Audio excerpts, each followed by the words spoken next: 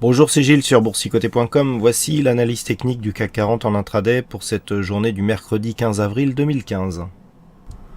En commençant cette analyse par un retour sur cette zone de support que je vous ai tracée la fin de la semaine dernière, où je vous indiquais que nous avions ici une phase de cotation qui était liée à une cotation, c'était de la cotation synthétique, sur un jour férié, que je ne pensais pas être significative. Alors lorsque l'on revient un petit peu sur ce que nous avons, donc déjà sur une vue globale, on peut se rendre compte qu'on est bien ici sur une évolution qui correspond au niveau du support, qui correspond à la tendance actuelle. Et lorsque l'on revient donc sur l'espace de cotation actuel, on voit que ce support a été quelque peu enfoncé ici et qu'ensuite on a rebondi.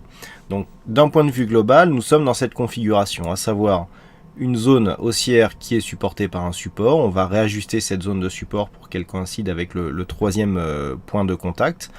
Et on peut considérer ici que sur cette phase, nous avons eu un contact sur cette zone de support, que nous sommes en train de repartir. Alors si on s'éloigne un peu, on a un bon aperçu de la dynamique, donc ici une dynamique directe avec l'inscription d'un point haut, petite phase de consolidation que nous avons ici.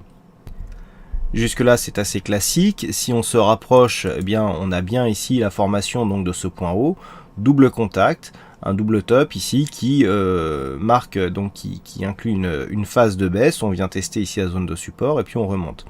Du point de vue des dynamiques, on peut bien aussi découper les principales phases de cette dynamique avec ici une phase, la dynamique primaire si j'ose dire, d'accélération avec des cours qui sont bien compris ici entre cette moyenne mobile 20 exponentielle et la bande de Bollinger supérieure. Une phase, je dirais, de perte un petit peu de dynamique où on a un peu plus de contact ici sur la bolle inférieure. La phase de consolidation. On va se concentrer là sur cette phase de consolidation et sur cette reprise. On voit bien ici que la dynamique est respectée. Nous avons ici une phase de consolidation avec des cours qui reviennent sur la moyenne, qui agit comme zone de résistance, des contacts répétés sur la bolle inférieure. On vient ici au niveau de ce contact, et donc au niveau du contact de cette zone de support, tout de suite on revient à réinverser le flux, on repasse au-dessus de cette moyenne mobile, et on vient marquer un contact avec la bolle supérieure. C'est là que le retournement se joue.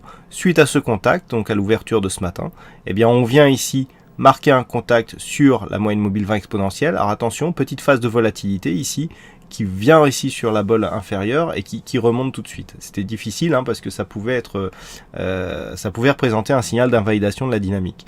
Et malgré tout, on a marqué une dynamique donc en se collant ici à cette bolle supérieure. Et là, nous sommes sur une phase de stabilisation qui revient sur la moyenne mobile 20 exponentielle. Dans cette configuration, on est effectivement dans une, consolidation au sein d'un mouvement haussier. Alors c'est vrai que hier sur le chat je vous avais dit que sur une rupture ici de cette zone des 5000, alors elle était précédemment à 5210, je l'ai légèrement remontée, elle est plus significative à 5214. Sur cette zone, sur la rupture, on pouvait s'attendre ici à un retour sur cette zone des 5165-70, je crois que j'avais annoncé 5170. On a eu un échec de cette configuration, on est venu ici donc casser cette zone de support, on est venu tester la zone de support oblique et puis finalement on est remonté. Cela nous montre que par rapport à cette phase de consolidation, on est dans une configuration actuellement de retour à une dynamique haussière, mais qui n'est pas encore confirmée, puisque maintenant, si l'on se rapproche, on peut se rendre compte que les cours ici plafonnent sous la zone de point haut, définie ici par deux points précédemment, à savoir cette zone de points ici, qui a défini un plus haut à 5262 points, et sur cette bougie donc à 5262 points aussi. On est revenu ici marquer donc un point haut sur cette bougie donc à 12h30 avec donc le point haut à 5260. Alors je vous rappelle que nous sommes en cotation CFD, donc il peut y avoir des écarts par rapport à la cotation du cash. Et ensuite on revient ici sur cette moyenne mobile. Alors attention, d'un point de vue très court terme, on a ici deux points hauts qui sont quasiment alignés. Et lorsque l'on revient ici, on casse légèrement cette zone qui est intermédiaire, qui peut donc marquer la validation d'un double top. Mais nous avons cette moyenne mobile qui s'intercale. Alors, de deux choses l'une, soit on reste ici sur cette zone de support et on a un double appui, on a un appui qui fait référence à deux éléments, à savoir cette moyenne mobile 20 exponentielle qui peut relancer la dynamique, un petit peu comme ce qui avait été le cas ici si on fait abstraction ici de cette phase de baisse, et cette zone ici de point bas qui fait office de support naturel. Tant que l'on ne casse pas trop ici cette zone des 5247 points, on peut revenir ici sur la zone des 5262-63 pour valider une poursuite du mouvement haussier. Nous allons calculer l'objectif de cette phase de hausse si toutefois elle intervenait. A l'instar de ça, si nous cassons ici cette zone, eh bien il peut y avoir matérialisation du double top. Alors on n'a pas une grosse amplitude, à peine une quinzaine de points, donc ce qui pourrait nous ramener ici sur 5230. 5230, si on casse à partir de cette zone-là, on invalide la poursuite du mouvement haussier, et dans ce cas-là, on aura un possible double voire triple top d'un point de vue court moyen terme. On aura une configuration qui changerait.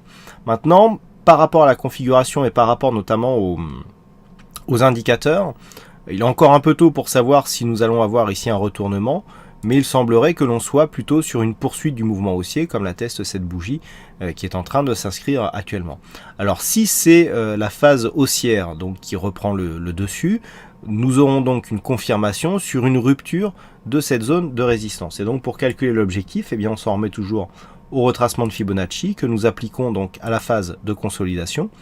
Donc on est là, et donc sur une rupture ici de cette zone, du fait que la précédente phase de consolidation ici n'a pas consolidé à plus de 38,2%, bon je vous trace pas le Fibon entièrement, mais c'est assez visible sur cette phase, et bien tant que nous n'avons pas donc une consolidation trop marquée, et bien l'extension de Fibonacci nous donne un objectif ici à 5305 points, donc nous verrons si cet objectif est atteint en cas de cassure cet après-midi ou j'irai même plus tard. 5305 points, donc c'est le scénario de l'objectif donc qui serait défini par une rupture brutale de cette zone des 5262 points. À l'inverse, donc on a vu les objectifs baissiers en cas de cassure 1 de cette zone ici et 2. Alors là nous avons un point d'invalidation court terme à 5217, mais pour un retournement je dirais plus axé sur le court moyen terme, sur la tendance, je dirais un peu plus daily, on a toujours cette zone des 5214, mais là il faudra valider désormais une cassure des 5192 points, c'est-à-dire ce point bas significatif, pour valider la poursuite d'un mouvement baissier. De fait, hier nous avions ici un point haut, un point bas. Si on veut s'inclure dans une loi de dos négative, eh bien il ne faut pas marquer de nouveau plus haut ici, il faut marquer un nouveau point bas. Donc voilà pourquoi on prendra aussi cette zone de référence. Alors attention, cet après-midi peut être agité. On aura donc à 13h45 la décision des taux de la BCE. Là c'est déjà passé, on n'a pas eu grand chose. Alors surtout à 14h30, donc on a énormément. Alors déjà on a des chiffres qui viennent des US. Puisqu'on aura donc l'Empire State Manufacturing Index et des taux d'utilisation. Donc ça sera à 14h30 et 15h15 pour les taux d'utilisation. On aura ici des chiffres de production industrielle, mais surtout à 14h30 donc nous aurons le discours de Mario Draghi qui pourrait là aussi créer de la volatilité sur les marchés. Donc attention à tout ça, par rapport à ce qui sera dit, eh bien on peut s'attendre à un regain de volatilité pour cet après-midi. Voilà donc ce que l'on peut dire sur cette analyse technique du CAC 40. Donc je vous souhaite à toutes et à tous une bonne séance, bonne chance au prochain trade, et on se donne donc rendez-vous dès ce soir pour toutes les analyses techniques du site boursicoté.com. Bonne séance à tous.